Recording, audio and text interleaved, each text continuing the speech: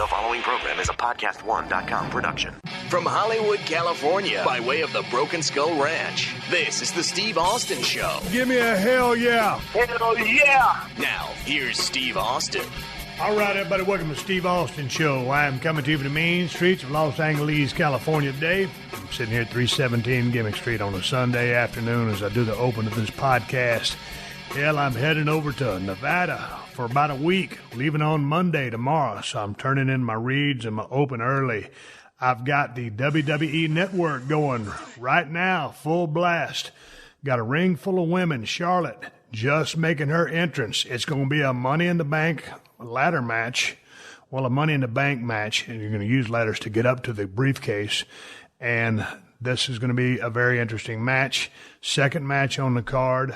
Just got finished turning on the network, and it looked like Elias dropped one to Seth Rollins, as Seth Rollins retains the Intercontinental title. I'm going to get a chance to watch this pay-per-view in its entirety here in a little bit when I get finished with my work. As I said, I'm headed over to Nevada for about a week, get some things done, take care of some business, and do a little relaxing. So I'll come over here to do this podcast and send it in. I've already had my conversation with the one and only Chavo Guerrero Jr. The Guerrero family is one of the most famous wrestling families that there ever has been. You got the Von Erichs, you got the Funks, you got the Guerreros. I mean, you got, man, I could go into, you got the Gagnes. There's a bunch of famous wrestling families, but, man, the Guerreros, holy smokes, there's a bunch of them, and they were all awesome. I'm talking with Chavo Guerrero Jr. today. We're going to eventually, probably in the Thursday podcast, we'll get to talking about Glow, the new season on Netflix.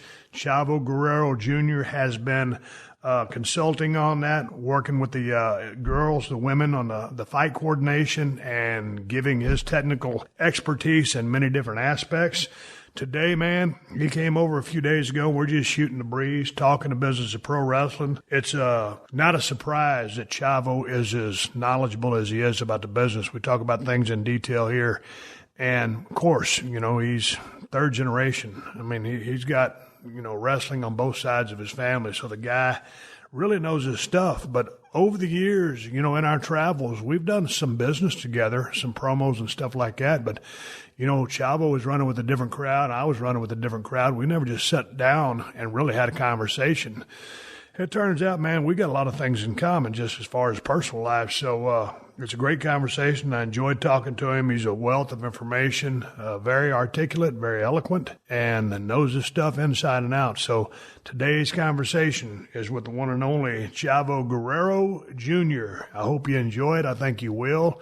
Today we're just shooting the breeze about the business of pro wrestling. We're going to segue into a lot of different directions and really cover The Glow Season 2 on Netflix on the next episode, along with a bunch of other stuff. So enjoy the podcast. Check out Glow on Netflix, coming right around the corner, Season 2. As you know, man, going back in the day, I was a huge fan of Glow with Tina Ferrari and all the gang over there. It was just something I really dug. So I was just watching a few episodes of Season 1 the other day, and I got to check out Season 2 and get into the whole series because I was such a fan. I didn't know what to think about this new special, but I will be checking it out. But I got a bunch of things to do, pack my bags and get ready to get out of here. I want to watch the WWE Network pay-per-view, Money in the Bank. The women are just getting going, and looks like a hell of a match they're having. I got my notes in front of me, so I'll get back to that and take care of some business here.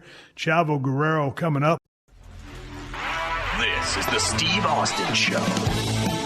All right, I'm rolling sound here at 317 Gimmick Street. I'm popping the top on a couple of Broken Skull IPAs. Chavo Guerrero Jr. is my guest today here at the house. We're about to talk about Glow, wrestling, and a lot of other things, just shooting the breeze. I know you've been on Chris Jericho's podcast extensively. You guys have covered a lot of ground. So sure, let's try to cover some different material and shoot the breeze. Obviously, I don't think you guys have talked about Glow.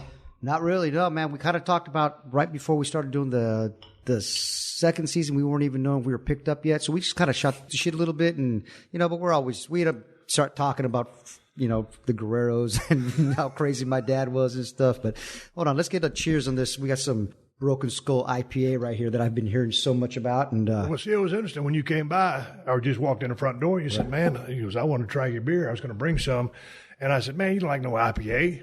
Oh man, I like it all, but I'm Mexican. We like it all. We just like, I knew the Fit Finley. When I first met Fit Finley, I go, hey man, what kind of beer do you like? He goes, cold. That's all he said. Him and Dave Taylor go, cold. I said, But did it take you a while to make the swing? Because, man, like, basically, here, cheers. Cheers, yeah, man. And then an unsolicited response as far as your take on the beer. Oh yeah, man. It's not, sometimes it hits you in the face. Some of those IPAs, man, it's like drinking a pine tree sometimes. Or you're like, wow, this is good. You could throw this down easy. What's the alcohol content on these? 6.7. Oh yeah, that's good. So you can. And I can use a low on this because I don't like real bitter. I like that kind of hits mid palate. I don't like anything too up front or too far back. So it hits mid palate. That's good. That's great. When we came up with this beer, that was Gunnar Brewing Company, myself and the owner Rob Crox all sat there at a table, and we had 12 or 15 beers that we both liked, and I kind of just described each one and how they hit, and we weeded them out, and then he came up with this formula, man, and I went up there after, we brewed the beer. I went back 25, 30 days later and took a test beer, and I was like, I figured this process was going to take a long time because can we talk about your impending project? Because you're about to come up with a beer. I got a beer coming out called Guerrero Golden Ale. And that's the working name right there, right? So, and it's like a blonde ale, but it's also called a golden ale. And the reason I went that way real quick is with IPAs and all that stuff, you start limiting your market, and much more than I do on this, but you start limiting your market, and they say something like the IPA market is only like 5%. So you have all these companies trying to vie for that 5% now, as opposed to a lighter beer that everybody drinks is more like a 75%. So I don't know. Dude, you do the numbers. I mean, Bud Light's the number one selling beer, probably in the world, but for definitely in the United States. I think over Coors Light.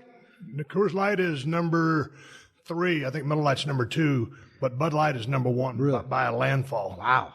So, yeah, to your point. A lot of Mexicans and over here, we're taking over, man. Drinking Bud Light, man. But you know what? I think Modelo was ahead of Corona and Tecate. Really? But I would think that Corona was on top. But I'm a Corona Light guy. If I'm drinking light beers, then I can just if I'm at the river, I'm throwing down Coors Lights like crazy. You know what I mean?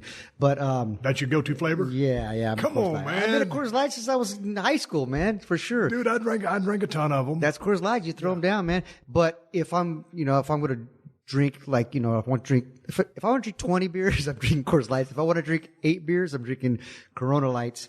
If I want to drink 1 or 2 beers, I do an IPA or something to that effect. The thing about these are 22-ounce bombers. So, I mean, it's almost 2 beers, and it's 6, 7, I don't know. You were around. You're a little bit younger than me. You're 47? 47, yep. So, do you remember when the ice beers came out? Mm-hmm.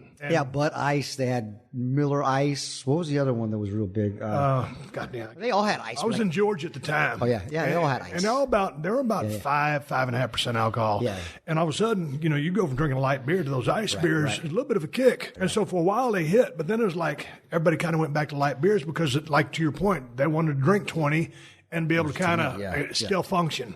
I don't want to say drive. Sure. We've been there and did that probably a few times going up and down the road. That was not me. Throwing beer bottles out the side of the road and hitting the signs. That was not me. Actually, I grew up traveling with my dad and some of the guys back then. And bro, just what they used to do, man, they would never stop drinking. Harley Race and those guys, you just kept their beer full. I was in the back as a kid, and every time I saw them finish a beer, that was my thing. Give them a new beer. That was the thing when Vader was riding with Harley Race. Yeah. The rule was Harley always drove, and Leon rode shotgun. Right. When I hitched a ride, I was in the back seat. But the rule was, by the time Harley had finished the beer, and it didn't take him long, crushed it and dumped it out the window or handed it to Leon. He had to have another beer popped open, tab, opening turned in the right spot to hand to Harley, or there's going to be hell to pay. I mean, this is just according to... Did he do the tomato juice with it? No, because we was flying down the road. Because now my Uncle Mondo will tell me that when he worked with Harley one time where the main event guy didn't show up and my Uncle Mondo was green the business. And he looked at my Uncle Mondo and goes, I want to work with the kid there. So he worked with him and goes, kid, you're driving with me to the next town. And he said the whole time, back then the speedometers only went to 85. So he had it pinned. He didn't know how fast he was going because they was pinned the entire time. And every time Harley's beer would run out. He'd pour a little bit of tomato juice and the whole beer. Here you go. He had it going from the whole time. So what was doing tomato juice? I never really got into that. I like that because it's like it's a good hangover beer. Because it's in Mexico, or this Mexican culture is called a michelada. So now you can buy those. It's almost like a Bloody Mary mix, but it's got all the stuff ready to go. You just pour a little bit in your beer, and it's sometimes a Bloody Mary. Like I can have one. Two, sometimes too much for me. I'm right. But you just throw a little bit in your beer, and it's a good hangover cure. You just start drinking, 3 or 4 or 5 of those, you're ready to go again. So where are you at with respect to your beer? Have y'all done? Y'all got a formula? Because going back to my story, when we brewed this, dude, I went up there and tasted it twice. I said that's it, and I slept on it, and I said that's it. It's not heavy. It's not. Sometimes with the IPA, man, it knocks you, hits you in the face, which I like if I'm going to drink one. Right. But it would be hard for me to swallow this whole 22-ouncer. This is really good, man. I'm just not telling you that. Guys, for real. It's great. I could drink many of these. So when I went up there, and I said, okay, man, we'll do this one. But I thought, man, it's going to take 7 or 8 times to go through this, brewing process to get the right beer. So where are you guys at? So so far, I've gone to the brewery. We've taste tested a bunch of different beers. I've narrowed it down to the beer that I like, that we think, not just that I like, but everybody's really going to like. It's kind of like a compromise, like a marriage. It's a good compromise, you know what I mean? Right? But so we went, and so now we're just deciding if we want to throw what's really getting popular now is beers with a little of a fruit hint in it. Not too much, you get like grapefruit IPAs that I like and stuff. But those are good. It's just got a little bit. So we're thinking of maybe we might call it Gory Bomb, because my grandfather Gory made the Gory Special, and I turned that into the Gory Bomb. I don't want it to be too much of a wrestling beer, you know what I mean? But we're still kicking it around, so we might throw a little hint of an orange, something like that in there. Or we're not sure yet. We're gonna play with it a little bit. So that's where we're at. We're very close. Like I could just pick that beer as the way it is now, because it's awesome, and then we'd just sign some on the dotted line, basically. Don't try to put 10 pounds of shit in a 5-pound bag. Like a match? Yeah. How many times you said that? It's right? going on more and more and more as we continue to watch the business evolve. Hey, man, you were talking about Gory, and we were walking down the sidewalk to get these beers out of the crib. Dude, what kind of pressure was it coming from just, y'all, the Guerrero family is one of the most famous wrestling families in the history of the business. Was there any pressure on you? Because I know that you would wrestle Eddie, like during intermission, a lot of shows way back in the day. And Eddie actually went to college. Did you go to college? Because I'm asking you, how did you know that this was what you wanted to do? Everybody else is doing it in your family. So the first part of the question, yeah, there was some pressure for sure. As a kid, no, we had a wrestling ring in the backyard. I grew up with my grandfather's promotion. We've sold tickets, sold popcorn, sold 8x10s, set up the ring, traveled. To us, it was fun. This was what we did. It was great. There was, me and Eddie loved wrestling. We loved it. That's all we had like I said, a wrestling ring in the backyard. We learned how to walk in a wrestling ring. Then the summer before my freshman year, me and Eddie must have been a junior, going to his junior year, maybe it was senior year. We traveled, my uncle Hector and my father were tag team for Dusty at Florida Championship Wrestling, FCW. So we traveled for the entire summer we spent with those guys. And man, when I tell you, we loved wrestling before. After spending, they took us on the road, they took us to the bars, they did everything. We really loved wrestling after that. We were like, wow, this is exactly what we want to do. Eddie lost his virginity on that trip. Man, it was, every little town back in the day, we'd go like Monday would be Tampa, Tuesday would be Orlando, whatever. I'm getting the dates wrong, but Wednesday, the days wrong. Wednesday was West Palm Beach, they do, TV somewhere. Then we do Miami, we do somewhere else. So, he and I would travel everywhere. We'd have our little rats in every little city, and I had my little 12-year-old, 14-year-old rats, and like meeting them. Hey, how you doing? And, I'd make out with one in every little place. I was like, wow, this is what it's like, and then, we'd go in the bars, man. We'd travel in place to place. And if I had to pull over to take a piss, Mike Davis would look at me and say, nah, we don't do that. Piss in the water bottle, the Gatorade bottle, kid. They'd never stop to eat afterwards. Because we had 300-mile drive back. So we'd stop at the 7-Eleven or the gas station, and we'd get beef jerky and a hot dog and a bunch of beer, and we'd get the Gatorades and just start driving, man. We fell in love with it, man. It was pretty awesome. And one time, so Kendall Windham was there too. So Kendall was Eddie was maybe 16. Kendall was 17, but Kendall was 6'5" already. He was a big kid, so he could buy beer. So when my dad and my Uncle Hector would go do a shot for Bill Watts, they fly to Houston. This is when we were there, and they'd leave us there for a day or two. So me and Eddie would be like, "What are we gonna do?" We're like, "All right, well, let's call Kendall up." So we'd call Kendall would come over and go buy us a beer. We'd be looking through the medicine cabinet and find a little and oh man, we were like on our own. It was like, this is what it's like to be wrestlers. Yes, we couldn't wait. So that the pressure, because there was no pressure there. Then once I became a wrestler, getting in the door was easy. People say, "Oh, you're a girl, come on in." Well, shoot, I'd only been wrestling a year. I mean, I probably had 20 matches. And next I'm in WCW. I'm like, really? And then they're comparing me to Eddie, who they're comparing to my father, who they're comparing to my grandfather, and it's tough. That's really tough. But it was like I learned on the job, and it was a lot of sink or swim for sure. And you're getting beat up a lot. You get beat up so much that you get tired of being beat up, and then you start fighting back. And so my teachers was Benoit, Eddie, Malenko, Finley, Regal. Then we had the next. Jeez, that's like a who's who of people that can train you. Then we had, I mean, those guys would beat me up every single night. Then we'd have the next generation that was like, we'd have like the Arns and the Hennings and those guys, like the Rudes and those guys. Then we'd go the Arns and the Flairs and stuff. And then after that, we'd still have other guys like Dickie Slater and those guys. All those guys. I was working with these guys, like 4 generations of people. Colonel Parker was there and telling us all the old stories. And there was, I had Booker T, and all the locker room was incredible back then. We just missed you. You had just taken off, right? I think when I first started there, you hadn't hit it hot. You weren't. I think you were still the ringmaster. Yeah. Or maybe you were just killing it in ECW. One of the two. And, man, what a time to be. I was just talking to Booker T about this the other day. What a time to be wrestling. So anyways, we get wrestling, and first I'd have to pay for a lot of my dad's mistakes from a lot of the guys that, they wronged. He'd get me in the ring, and they'd be like, certain guys like, Scott Hall, I love him to death, but he lit me up real good. And that boy's got some hard chops, and he's known for that. Man, he chopped me so hard. He literally, like, not just welts in my chest, but cut my chest with his hand. And afterwards I was pissed. My Uncle Hector looked at me and goes, "Yeah, welcome to the business, son." Because we do that every night. And I was like, wow, I didn't know it hurt so much. But then after that, man, you get your butt kicked enough, and you're like, well, then nothing hurts anymore.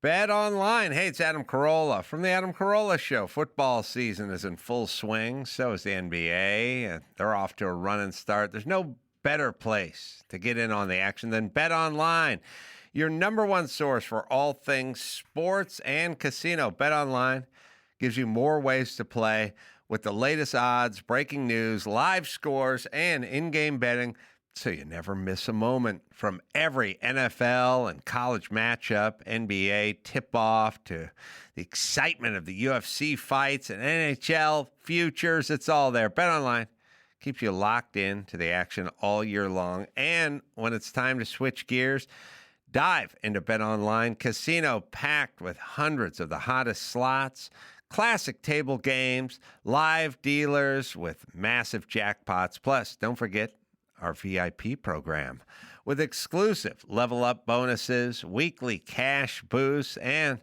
rewards designed for serious players. Head to Bet Online today. That's Bet Online. The game starts here.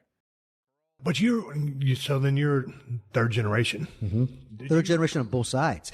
My grandmother met my grandfather because she went to see her brother wrestle, and then saw my grandfather and fell in love with him. And all of his brothers were wrestlers, and his brothers' kids and his kids were wrestlers. So on both sides of the family, there's 25 wrestlers in the family. Yeah, that's crazy. Yeah. This seems to be my observation, that a lot of second generation guys, or third generation, there's not as many second generation guys in most cases, just seem to absorb the business or have a better understanding of it, or they're more natural to it because they've been around it so much and they've just been observing it if they haven't been in the ring, but just being around it and understanding the dynamics of it. I see that for sure. Now, there's a lot of second and third generation wrestlers that are out of jobs that never made it. You see a lot of those guys. Me and Fit Finley, I use Fit Finley a lot as a example because he's a third generation wrestler. And dude, he takes the business. You and I take it serious. Yeah, I would venture to say he's probably more serious. And dude, I'm about as hardcore as you can get, but he's definitely serious about the business. It's way of life. We talked about it a lot, man. It's real to us. It's not just the work. It's you in the ring. It's real. I remember my dad, when I was a kid, telling me, God, I feel the pain, man. When he was kicking my leg, I feel that pain. And I'd be the same way. I'd be in the back after selling my leg in a match, and I'm still limping. And they're going, why are you limping? I'm like, oh, I'm okay. Never mind. I'll keep selling it. So me and Fit Finley were talking, and Dave was like, sometimes there's things that I know in the business, and I don't know how I know them. I just know them. And there's a reason that when I went to Lucha Underground, so you didn't know that I'm a producer on Lucha Underground. Yeah. So when I went there, and they didn't really know wrestling, and all of a sudden I'm telling the camera guys how to film this. Now, this is all from watching WWE and watching Vince and Kevin Dunn and all those guys do their stuff. And I was a very quick learner by watching. I was telling the camera guys how to film this, the director how to direct it, the seamstress how to sew the costumes, the tights, so that you can't have a spike on the knee because you're gonna kill somebody, and then your ring is set up wrong. Your all these different things. Your mats are wrong. You only have 4-foot mats. And the set designer was going, well, that's all we have for a budget. And I'm like, look, I get it. That's all we have for a budget, but we're flying over those, and you could have cracked somebody's head open real fast. The show producer, Eric Van Wagenen, who yes, walks by me and goes, what's up, Chavo? And I said, look, our mats are too small. He's like, why? And I explained to him, and he goes, okay, order mats now. It was like right there because he understood that these guys they're gonna kill themselves. And before an indie show, when they got nobody to sue, it's fine. But when you got Mark Burnett to sue, they're gonna come after, That's the thing I liked about working with Eric Van Wagenen on Tough Enough. Dude, we'd have a little conversation. He loves you. And it was just, we went out and did it. There wasn't no script, wasn't no paper, just we talked about it, and then they started filming it. Right. He acclimated to the business very quickly, and he has a love for it and an appreciation for it and respect for it. So, like, when you say, hey, man, we need this, there's no hesitation. And, let's go get the other match so these guys don't kill themselves. Period. Dude, you guys doing some crazy-ass shit over there. I mean, some of that high-flying stuff, I know some of it's camera angles, but, yeah, to a degree, yeah. But some of that stuff that the guys were jumping off of it is very spectacular. Our first season. So when I came on, nobody really knew what we were, not that we were doing, but we all had an idea of what we wanted to do. And what the final product came out, I just say the stars aligned, because that product, it changed the game a little bit. We did our own thing. WWE is the Coca-Cola of wrestling. If anybody else comes out and makes another cola, you're just an RC cola. You're a knockoff. That's all you are. And we've seen it time and time again. Everybody trying to copy them, right? And they're doing something right because everybody's trying to copy them. So then we come in, and Mark Burnett is notorious for saying, hey, I would rather fail being original than succeed being the same. So that's what he did. And when we came in, we were still filming the first season, I saw the first episode. I got to saw like a preview of it. I was blown away. Just the way that the angles are, they come in with the shots of the helicopter coming into the city, and they come into a scene, and then it morphs into the ring. I was like, wow, I've never seen this before. Usually it's the production trying to keep up with the wrestlers. But this time it was the wrestlers having to keep up with production. And I pulled the wrestlers aside and said, guys, come here. We need to step up our game because this is a new product. You've never seen this before. So then I got guys like Pentagon, Phoenix, Prince Puma, now Willie Mack and Mil Muertes, Ricky Banderas, Drago, all these guys that have never, the world has, Mexico's seen them, but the world's never seen these guys. So, and I'm pulling these guys have been on TV sometimes for 10 years over there. I'm pulling them aside and go, look, this is all Vince stuff.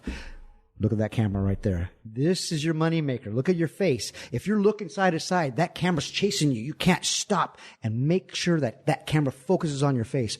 They're like, oh, Chavo, they never told us this before. I said, no one's told you this before? They said, no. And I said, okay, just now grab a hold. I don't care if it's taking too long. You just stop and wait and sit on it. I don't care if they're quiet. Now, our believers are really, they're always constantly going. But I don't care if they're quiet. Just wait, stop. And they're like, nobody's told us this before. And I said, well, this is how you do it. This is what I've learned. This is how I was taught. And I was taught by the best in the business. So it's worked for a long time. They went out and did it, and look what they are doing now. This, like you were talking about Pentagon and Phoenix before. Those guys are, how great are those guys? Those guys are awesome. It's two of my favorite gimmicks as well. So when you were at WCW, you were paying attention to the camera setups, and when you got to WWE, you were really paying attention to stuff. Dude, a lot of people don't get that because I didn't. I was there to work, and I didn't give a shit where the cameras were. I just worked, and I was just worried about me. You were a little bit of level ahead of me, though, on that curve. Yes and no, man. You know what? This is an art form. Wrestling is an art form. I tell people that all the time. They think we just go in there and wrestle. It's an art form to learn this business. And now I grew up, I'm 85 years wrestling has fed my family. I grew up with a wrestling ring in the backyard, third generation on both sides. And it really, when I tell you, it took me 5 years before I really knew what was going on. That's the truth. 5 years of being at the highest level of being at WCW. Now, there were times when I was wrestling in there and I'd get out of the ring and it's like, oh, who was my ref again? I don't even remember who my ref was because I was so like awestruck. But there was one time I was in the ring and I remember hitting, the guy was on the turnbuckle and I hit him, boom, and I heard this roar like, ah, and I went, wait a minute, what was that? And I stopped and I hit him again, boom, and I went, oh, that's what they're talking about. The crowd, learning how to work these people. I was like, that's what they're talking about. I didn't know. I was like, oh, there it is. But after that, it took me another 5 years. So I'm talking 10 years in this business and this is not just because we're on this episode. It took me 10 years in the business till I had Ric Flair and I had you telling me, hey, going out of your way to go, hey, excellent match. It took me a long time. One time it was the Survivor Series. Me and Rey Mysterio went and tore it down like me and Ray do. And as I came back, you pulled me aside and you put your hand out. You said, excellent match. And I said, oh, now I've made it. But when Ric Flair was telling me, Chavito, hey, great match, kid. I was like, all right, now we've arrived. And then you even been even better than that, you know? But you agree, I agree with you because that 5 year mark is kind of a, it's Absolutely. there, but it's between the 5 and 10 and it's an average of 10 before I think, guys have flipped back and forth, babyface to heel baby or whatever. But that 10 year mark is kind of, dude, at 10 years, you should know your shit inside and out. You're still going to always have more to learn. You never stop learning. If you are piss poor at 10 years, if you're piss poor at 10 years, you're probably not cut out for this business. Yeah. But if you are, you should be outstanding by that point. And Macho Man's a classic example of that because I don't know how long he worked. Shoot. What territory he worked before he got to USWA, but he was a Macho Man down there. But was he? Okay. When Vince picked him up, I mean, he'd already been in the ring damn near 10 years, and boy, all of a sudden he gets on WWF TV or New York TV with Vince and blows up because he knew how to work like a bastard. But that's how the business is. It's changed because you didn't make it to WWE, WWF until you were 10 or 15 years in. You didn't even make it there. That you were at the pinnacle of your career. Now, and nothing, I'm not talking nothing, but just saying that sometimes because I respect those guys and I'm always, like I said before with you in the other room, that I'm for the wrestlers, man. I'm always for the wrestlers. I want these guys to just thrive and I want these guys to be taken care of, from all the stuff that we've gone through. But it almost seems like you start your career there now and then you go somewhere else. You start in there like, you go down to NXT or you get trained, you're a bodybuilder or a football player or whatever you are. And then you get trained for a couple of years and then you make it to the big time and you stay there for a couple of years and then you leave.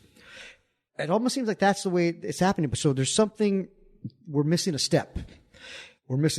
And thank God that that indie wrestling, there was a lot of times that these guys, I'll say Ricochet, Prince Puma, who, when I got him in Lucha Underground, I was like, how come he hasn't been picked up before? And they're like, oh, well, they passed on him. I'm like, what? Are you kidding me? Willie Mack, Brian Cage, all these guys. I'm like, what do you mean they passed on these guys? I'm like, but when you're up there, you always think, well, they got rid of this guy But they kept this guy? Like, how did that happen? I was always a huge fan of, he's got A-Train, Prince Albert, Baldo. When they let him go and he went to New Japan, I was like, oh yeah, okay, there's a 320 pounder who can work, who doesn't mind putting people over and doing business, and yeah, we'll go ahead and let him go. And I was like, well, how could you let this guy go? That guy's golden. Like that's who you build your company around. But it's interesting, when I watch Lucha Underground and watch WWE, man, I love WWE. Absolutely. But, just because they have, 2 live shows, 5 hours of programming right there, That's tough. 3 hours Raw, 2 hours SmackDown, dude, they need talent.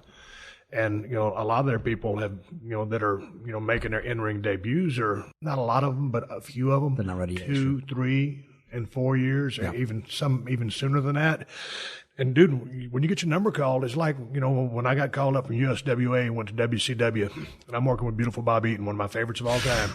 And so underrated and underappreciated. If you don't know anything about Bob Eaton, you don't know shit about wrestling. That's right. I couldn't lace his boots, so I took a TV title off of him. So, what I say, hey, man, I don't think I should beat Bob Eaton, because I'm not good enough. So what are these kids supposed to say?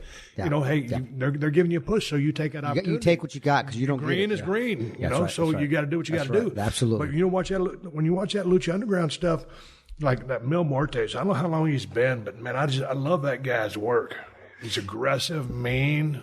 I got him, and he'll tell you. So Ricky Banderas has wrestled for a long time. From Puerto Rico, wrestled in Mexico as El Macias and stuff. And I wrestled him before Lucha Underground was even a thought. When we got him over here and they put that gimmick on him, I looked at him and I saw his first match. And I looked at him and said, no, come here. I go, bro, you do what you want. This is my opinion. But you are, and I always bring up Taker and Kane, because I go, you're a monster. You're not real. You can't kill you. Your name is Mil Muertes. You're man of 1,000 deaths. They can't kill you. So don't put a rest hold on somebody. Don't grab a hold. Just beat them up. I see you. When I see your mouth open up, I see bats fly out of your mouth. And he's like, oh, wow, I love that, Chavo. Okay. So every time he'd come to me like, how was that? And I said, more. Kill him. Apologize later. Kill him. And they're like, okay. We're doing business, right? You're doing business. You're building company. And then every time I see the guy, he hugs me and kisses me. He goes, Chavo, you made me. Now I didn't. I just gave him advice that I learned from other people. Yeah.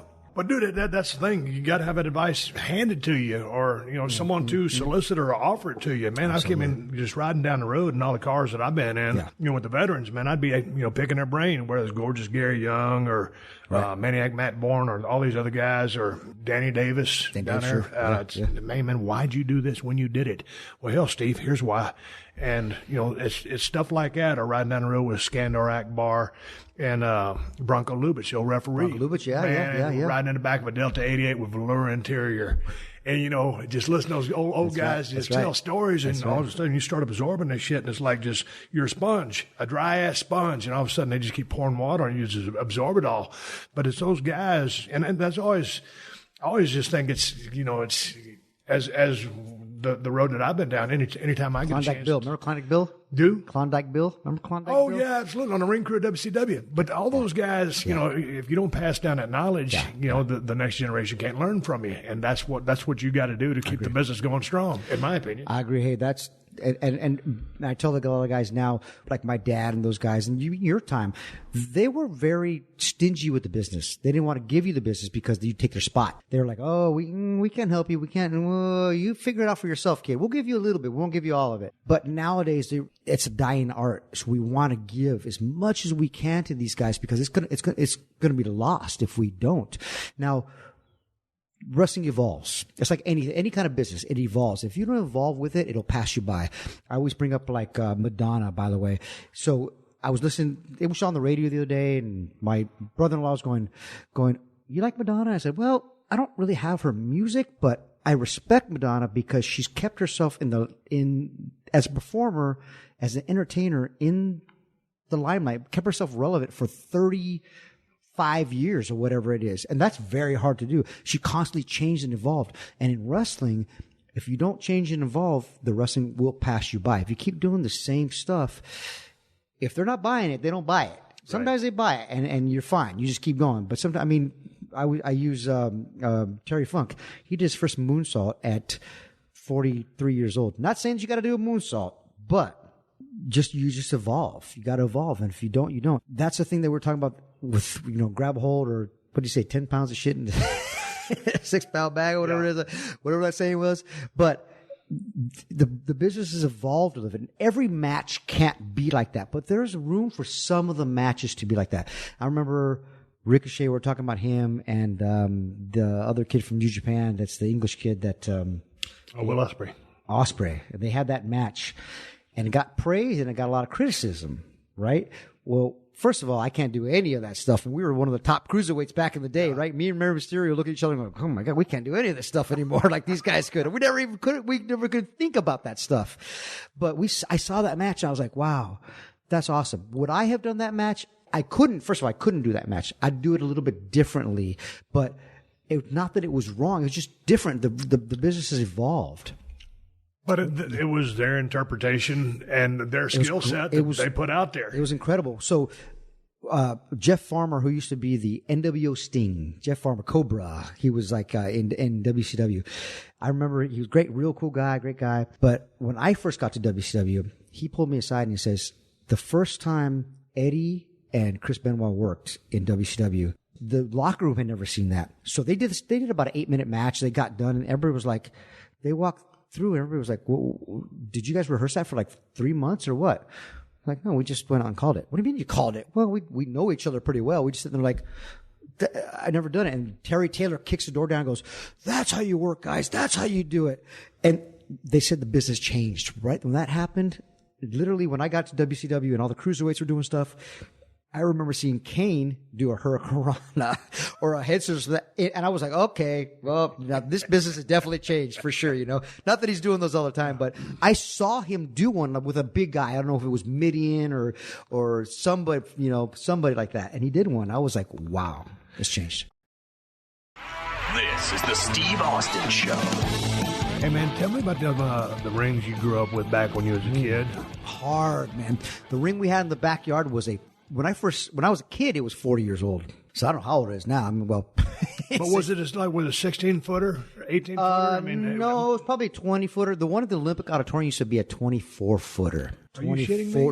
No kidding. If you look at it, back at the Olympic Auditorium here, now when my dad first started, that's why we're here in California, because my dad first started wrestling for Mike LaBelle at the WWA, I believe it was called. It was like NWA Hollywood, basically. It was like Freddie Blassie and John Tolos and very, very young Roddy Piper and Victor Rivera. I could go on and on. But that was a 24-footer back and forth. They said they'd get so blown up going back and forth. And they said, gosh, dang, are you kidding me? Like, really? Our rings, we had a few different rings. So my grandfather had like 3 different rings. He had the portable 16-footer. And then he had the one in the backyard was like a 20-footer. That's about, pretty standard, 18, 20. That's what WWE's using. We use 18-foot in WCW. Yeah, 18 and then 20. Yeah, right. That's kind of the standard in it because you can transport it, but you can work in it actually. 16-footers are too small sometimes. If you tag a 16-footer, forget it. You just can't even. Dude, the thing about the 16-footers, let me jump in here. We used to work those tent shows when I first went to WWF. Yeah. Back in 95 and 96, and I was working with Aldo Montoya, PJ Polaco, whatever gimmick he was working at the time. And man, the thing about the 16-footers was they're so small. You got to really work hard to blow up in a 16-footer. You got to really be out of shape to blow out in a 16-footer because you send somebody into a reversal, you're already at the damn ropes. Step or two, yeah. And so it's just, plus they're not like a trampoline because I hate when people compare a ring to a trampoline, but they just got that just set. The whole square, the sweet spot. The sweet spot. The whole ring is a sweet spot because in an 18-footer and a 20-footer, you damn sure want to find a sweet spot. But in a 16-footer, the whole thing is. Yeah. So those things were just a blast to work in. Plus the acoustics. I don't know, but between the iron, the wood, and everything, just. Those tent shows in like the Hamptons and all those. Remember those places? Cape Cod. But yeah, man. I remember that's a good story. We were in wrestling in Mexico somewhere. I think it was Tijuana, and it was me, Edge, and Randy Orton against Rey Mysterio and DX, who was Shawn and Hunter. So we wrestled in there. Me and Ray had the big angle. So what was cool is that Hunter comes to me and goes, "Hey, do you mind if we all put our finish on you and beat you?" I'm like, no. I'm like, well, man, it took 3 of you guys maybe? Yeah, absolutely. Great. But nobody told me that it was a 16-footer. So when I got in the ring, I was like, okay, first of all, I'm in the ring with Triple H, and I don't care where you're at. You're like, okay, all right, gotta bring my game up a little bit here, right? And I'm looking around and like something's off in the ring. And I see guys get in the ring doing stuff, and I'm like, what's off? Why is this? I'm looking around the crowd. I'm like, what is different about this? And then I got in the ring, and somebody shot me off, and I hit the rope, and all of a sudden, I ate an elbow really hard because as soon as I turned around, the elbow was there. Boom! And I went, oh, it's a small ring. That's what's different about this thing. I said, okay. Then I adjusted it, but I kind of was like, no one told me, and I was like, just sometimes you see something right in your face, and sometimes you don't see it, and I just didn't see it, and I was like, oh, that's what it is. But that was a good. Dude, I can only imagine working in a 24-footer because when you're adding 4 feet to the WWE size ring, can you imagine that?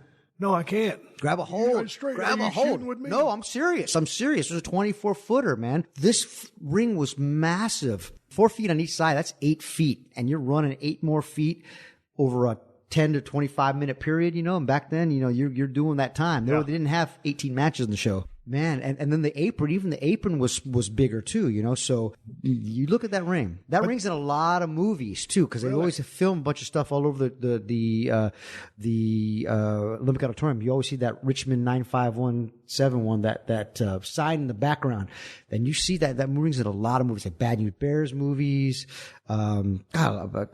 All these movies back, the one and only back in the day with Henry Winkler, that was filmed. See, the 24-foot ring would be great for a tag match because if there's one thing that really chaps my ass is when someone's going for the tag and the heels let them get too close, and the baby or the heels got an alligator arm over there, or if they got the tag rope, they're hanging on to right there by the turnbuckle instead of being extended with the rope and reaching out to make it a shoot. Alligator arms. So the alligator arms just T-Rex. Really, don't get me wrong, I've done my share of alligator arms in the past, but I just hate to see it from a technical aspect of the business. Me and Eddie when we were tagging up as Los Guerreros, we hated that, man. We hated that. We would say, hey, we tell the guys, challenge them. If you can tag. It's our fault. And we'd have, we will buy you drinks tonight. All right. We'd have Spike Dudley running to try to tag. We'd try to cut them off and stuff. But we would keep everybody on our side of the ring, in our, not even our side, our corner. We wouldn't even turn our backs to them because if we did, they'd run and tag.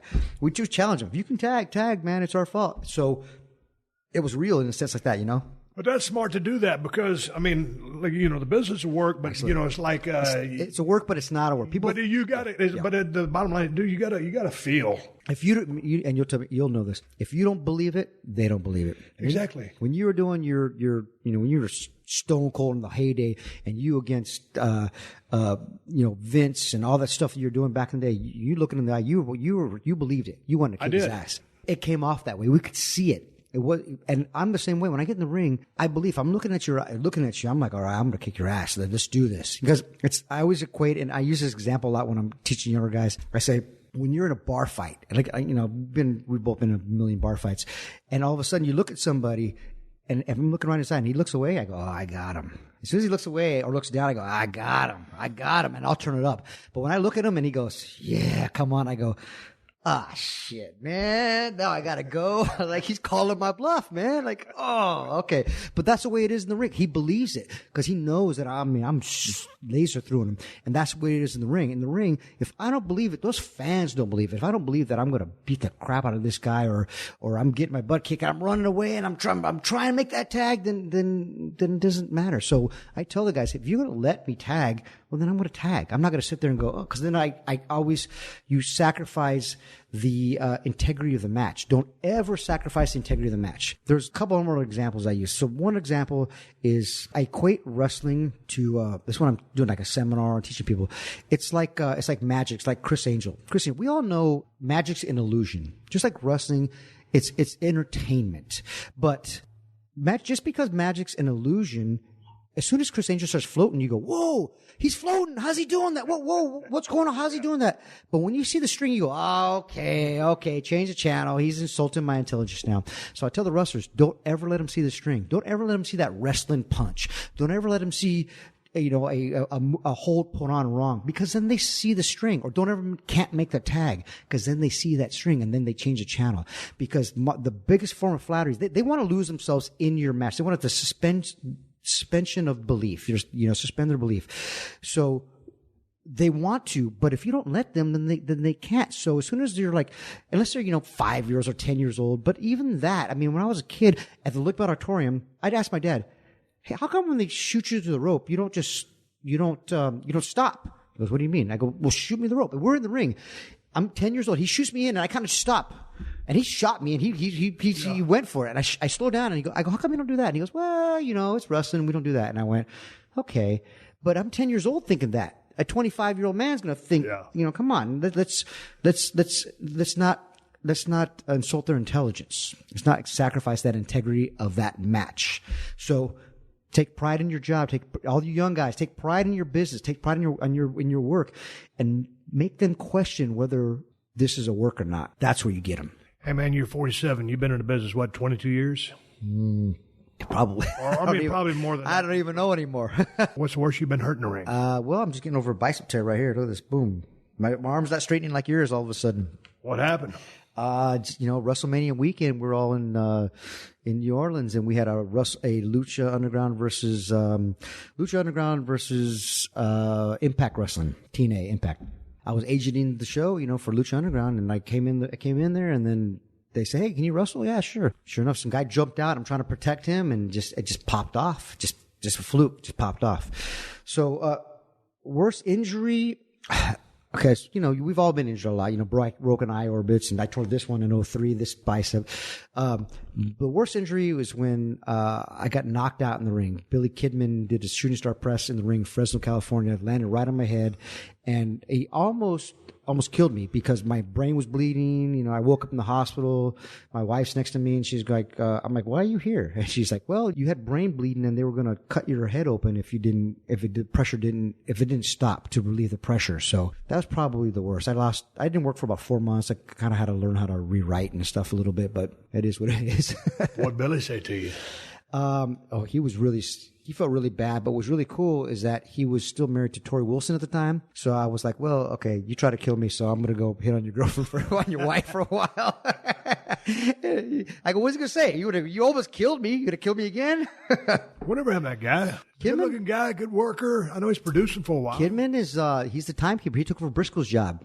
Okay. Yeah, Jerry Briscoe. He's the in WWE. Yes, he's the main timekeeper in WWE. Yeah, he's gorilla position all the time, man. He's got a good little spot over there. Yeah, good guy, good worker. He was awesome, man. He was a lot of fun. We broke in together, How do you feel as far as a pain level goes? Like, man, I talked to Tommy Rogers before he died. Yeah, Tommy, what a great wrestler. Man, dude, those guys were on fire. Yeah. Fantastics. I was talking to him, and I said, "Steve," he said, "Steve," he goes, "On a 10 out of 10, I'm a 10. Mm-hmm. And so I was like, "Dude, are you that bad off?" And he was telling about eating perks. I mean, he wasn't. Oh, wow. He wasn't on just taking them for the hell of it because he was hooked on them. Sure. He was taking them for a shoot because that's how much pain he was in. So like right now, as I sit here before you doing this podcast, everybody thinks I'm just beat to shreds. Yeah. And I am, but I don't. On a 1 to 10, I'm not even a 1 on a daily basis. Yeah. Every now and then you have those shitty days, but. Man, are few and far between. Yeah. So how about you with all the shit you did? I actually feel good, man. What saved us is that we're not 6'8", 300 pounds. Your bones and your ligaments, mine and yours, Big Show's, they're all the same strength. They're just bone and ligaments. I don't have 300 pounds pounding all that all the time. So we were able to get away from it pretty good. Everybody in the family was, look back here and there, knees here and there, but for the most part, we're all okay, and I'm one of those guys that I took care of my body. I really iced all the time. I did the, I went from the, you were ahead of your time. Yeah, I did the Dallas. Nobody was doing DDP. I did the DDP school of self-help. We used to joke that in WCW, his merchandise would have been an ice bag with DDP on it because he'd be on the plane. And I love DDP to death, but he'd be on the plane with like 18 ice packs on him and tell him the flight attendant, "Hey, can you get me more ice?" And she's like, "They only have so much ice on a plane, right?" And she's like, "Son of a bitch, this guy really is like fill all these ice packs up." It's like, dude, this guy's got some nerve asking you, "Hey, can you go give me some ice?" And he's got an ice pack on every joint on his body. And I used to tell him because it was me and Mick Foley rooming with him. He's walking around the room naked with all these ice packs on him. Well, he was like 80 years old back then. he'd lie and say he was 45, but he was like 80. I'd have a bunch of beer. I'd have a bunch of ice from a beer, but all the damn ice would be in baggies on his damn joints. So I just put a beer on his arm and then go get it when I needed it. Exactly. Right? So you feel pretty good. I feel good, man. I'm thank God, man. I'm still, I don't wake up in pain. Now there's like you said, there's days for sure, but it is what it is. And, age has a lot to do with it too. You don't heal as fast. Like this bicep's taking a lot longer. Well, what are you doing with your workouts now? I mean, because you're staying active, you look good. I mean, you're obviously still in the gym. So I just started working out again. I was on the margarita diet. The margarita diet. We were talking about Broken Skull Ranch margaritas. No, I was training hard. And right before I got hurt, I was probably the best I ever looked, man. I was jacked. I was veiny. I felt awesome.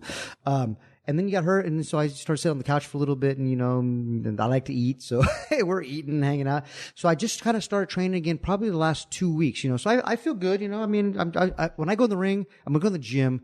I train hard. I train smart though. I don't train real heavy. I just get in there, I kill it. I'm in there for about 45 minutes to an hour and I get out. And I'm there about 5 days a week. Just boom, I hit it. You send a body part every 5 days or what? I play off how I feel. I mean, sometimes I'll do a back and buys. If I only got a little time, I'll just hit shoulders real quick, It just depends. I'm one of those guys that's lucky that I don't have to do a lot of legs because they just grow faster. And you're probably the same way, right? Yeah. They grow a lot faster than the rest of my body. So I'm kind of like, that takes a whole body part that I don't have to do all the time, So, I'm a chest and shoulders guy, and then I'll do arms one day. And then, if I get real, enthusiastic, I'll throw some abs in there, but back for sure, So what are you doing with your rep range? I don't go less than 4. I don't ever like a 1 rep maximum. I'm not trying to gain size or strength anymore. I'm usually I superset everything. I try to get a 10 rep range. If I can hit more, then I'll hit more. But I'm usually about 10. I do everything to failure the way it goes, but it's usually about 10 reps. Until I can't do it, I'll stop, drop the weight, and hit it again. I don't have to do too much anymore. So as a kid, I didn't have to do a lot of cardio. Now I have to do more cardio. But it was hard for me to gain weight back then. Now I keep my size, no problem. So like if I'm doing chest, I'll blow it out with a bunch of push-ups first and get my chest activated. And then whatever I'm doing is just repping it. It's pumping out. If I'm doing back, I'll grab like a 65-pounder and rep, 20 on one side, like bent over rows, 20 on one side, 20 on the other, 15, 15, 10, 12, 12, 10, 10. And after that, man, now it's like I'm jacked, I'm pumped. And now I'll do another 12 exercises, but everything is just, I'm done. I'm out. That's kind of what I'm doing. Like as far as my pressing movements, I'll start off, like on bench with a $135, but right. I'll do probably 5 sets, but I'll do them to failures. Right. So then when I start going down to get my 5s in or my 8s and my 5s, I've pre-exhausted everything. Yeah. So the ultimate weight is not that much, right? But it feels like a lot. You're not trying to gain size anymore. It's different. I'm trying to train smart. I mean, because I got 2 blown rotator cuffs. I had them fixed, but they're not the same. This arm doesn't straighten out. It's all the same bullshit. But I try to kind of get everything tired before I tax it with. Again, it's not heavy, but it feels heavy to me at the time. It's the way of life. We continually just hit it all the time. I don't ever miss more than a day or two.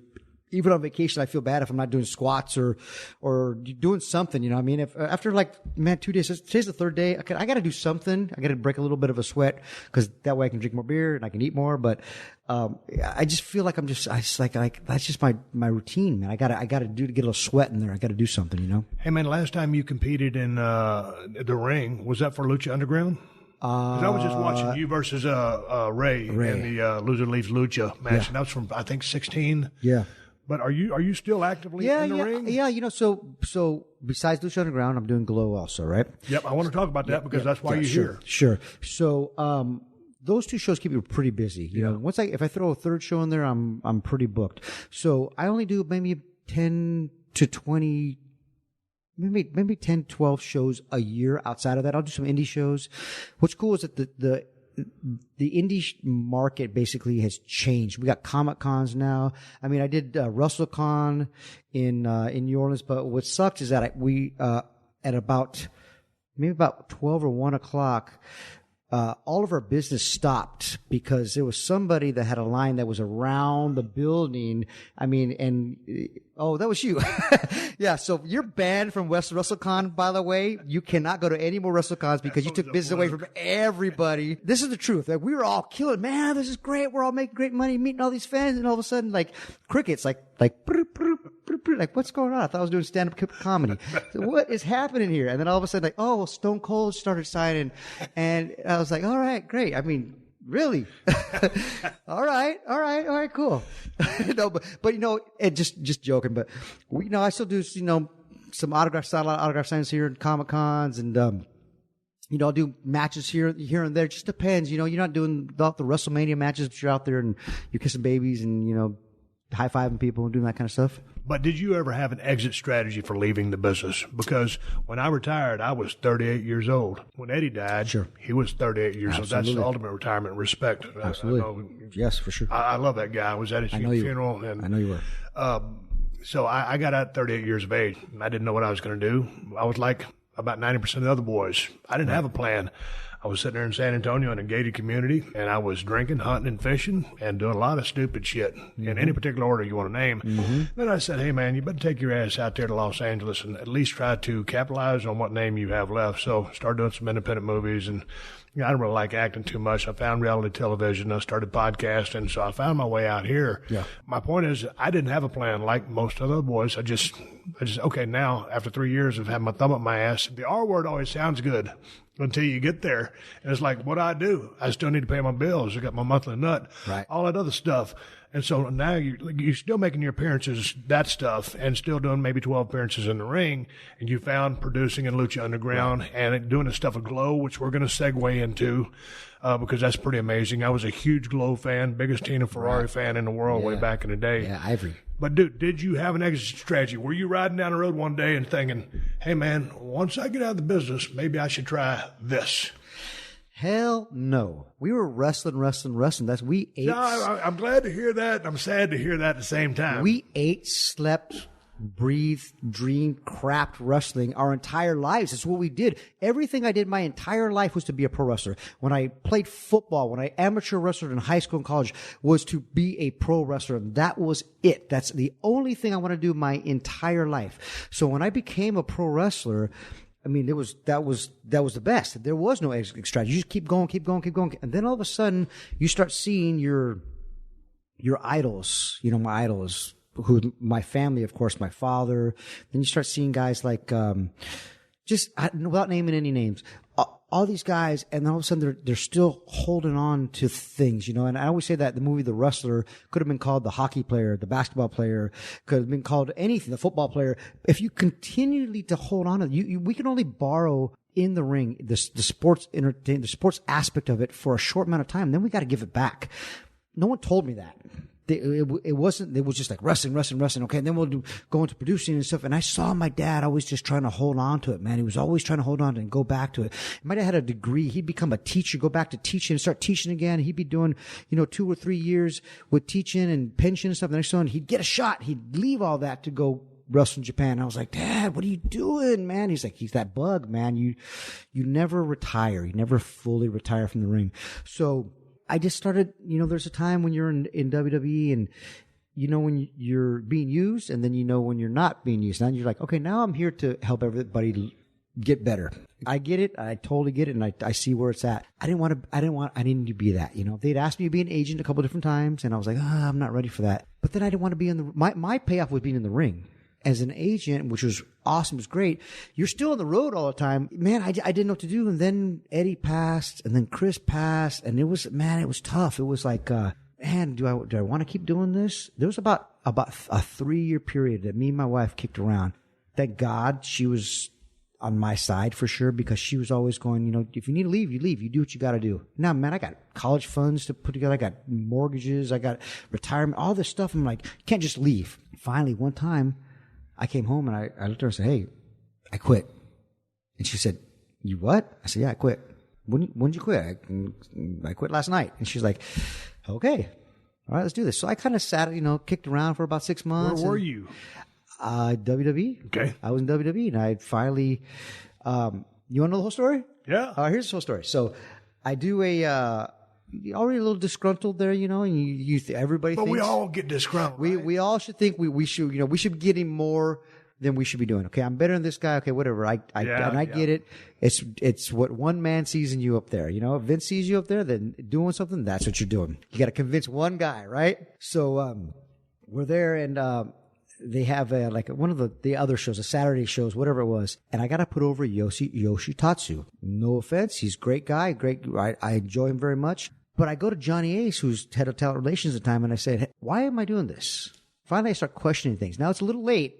I should have started questioning a couple of years before. Now I'm questioning. And he's like, well, man, well, Chavo, this show's really big in Japan. And I'm like, oh, really? That's where you're doing that? So are we a Japanese company now? Or are we a world company? That's what I asked him.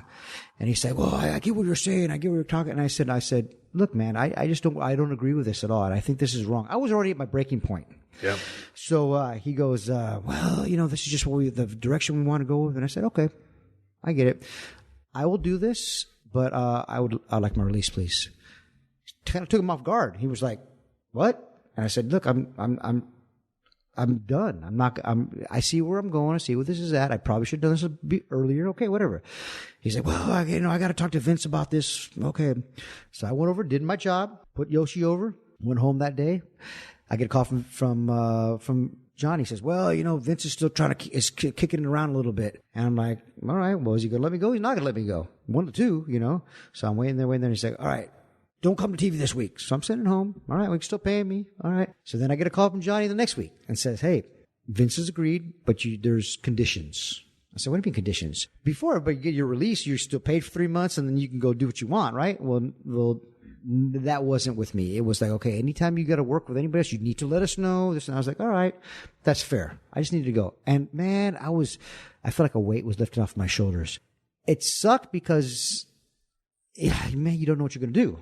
But at the same time, it's like, okay, weight's lifted off for a second. Let me chill out at home. Thank God WWE is really cool. We're giving you 3 months to contemplate it a little bit and, get your feet back on your ground. So I kind of sat there for a little bit and I didn't do anything. And 6 months went by and I was like, all right, well, I still got some bills to pay and stuff. All right. I didn't make stone cold money. So I was like, I did well, but I wasn't millions and millions in the bank when everybody thinks you're on TV, you're all rich, Yeah.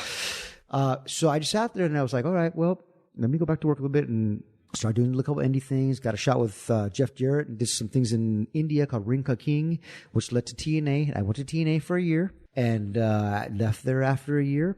And then I didn't know what I was going to do. I kind of left wrestling for a minute, and that's when Lucha Underground called me. There's never a dull week in the world of professional wrestling, so to keep up on all of it, be sure to subscribe to the Wade Keller Pro Wrestling Podcast here at PodcastOne. I produce 2 new shows each week. Every Thursday on our flagship show, I'm joined by a co-host from the wrestling journalism field to talk about the hot topics in WWE and elsewhere. Every Friday, I'm joined by a guest who has worked in the wrestling business, including ex-WWE creative team members like Kevin Eck talking about Drew McIntyre. Drew was a young guy, and did it go to his head, and did he walk around like he was the chosen one? He did, and I was frank with him, and I said, Drew, just so you know, this is how they view you. And Podcast One's own Christian Harloff, talking about his days working for WWE and Vince McMahon specifically. As far as the perception of him, he's the king. He walks in, and it's just, you can feel it. If the Force was real, you would feel the Force powering into the room when he enters. Just search Wade Keller on Apple Podcasts or on the Podcast One app or anywhere else you listen to podcasts. All right, everybody, give me the go-home cue. Time to wrap up this podcast and ride off into the sunset. Before I do that, I want to thank Chavo Guerrero Jr. for coming down the road to 317 Gimmick Street and shooting the breeze with me and drinking Broken Skull IPA in the process. Good time seeing you, and look forward to talking again. He will be on Thursdays. We pick up the second half of this conversation, get into more conversation about Glow and other aspects of the business and Chavo's life. Really cool dude, very interesting guy. If you need something to watch, go check out Season 1 of Glow, the series on Netflix, and stay tuned for Glow Season 2 right around the corner on Netflix. Hey, man, ProWrestlingTees.com/Steve Austin has all my shirts from Broken Skull Ranch. You want a shirt? I got a bunch of badass shirts for sale at ProWrestlingTees.com, and that's the bottom line. If you're thirsty, I got the best damn IPA on the planet, bar none. It's called Broken Skull IPA from El Segundo Brewing Company. You can find Broken Skull IPA here in Cali in Whole Foods and Total Wines. I saw it at the Bevmo down the road, too. If you ain't in Cali, check InsideTheCellar.com and see if they ship to your state and if they have any in stock. And if you're looking for a badass pocket knife, I got one in my right pocket right here, right now, but you cannot have it. But if you want one like it, you can go to my new Amazon store and check out the Cold Steel Broken Skull Knife or the Cold Steel Working Man's Knife, or go to Cold Steel's website. They got all kinds of knives, but I highly recommend my two just because of the functionality. Everyday carry, badass, sharp blades, 2 different sizes, 2 different styles, but they're both high quality, made by Cold Steel. Amazon has the best price on both knives. Go to amazon.com/shop/Steve Austin. Bottom line. Folks, I'm on social media, Twitter and Instagram, at Steve Austin BSR. Until next time, my name is Steve Austin, and I'll catch your ass down the road. This has been a Podcast One production. Download new episodes of The Steve Austin Show every Tuesday at PodcastOne.com. That's PodcastOne.com.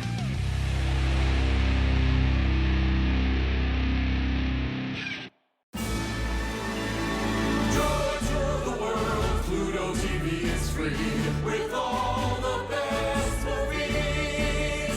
The holidays are brutal, so if you're feeling frugal, stream Pluto TV. Stream Pluto TV. Stream Pluto TV for free. Stream blockbuster hits like 21 Jump Street, Ted, The Expendables, and so much more on Pluto TV. Stream now, pay never.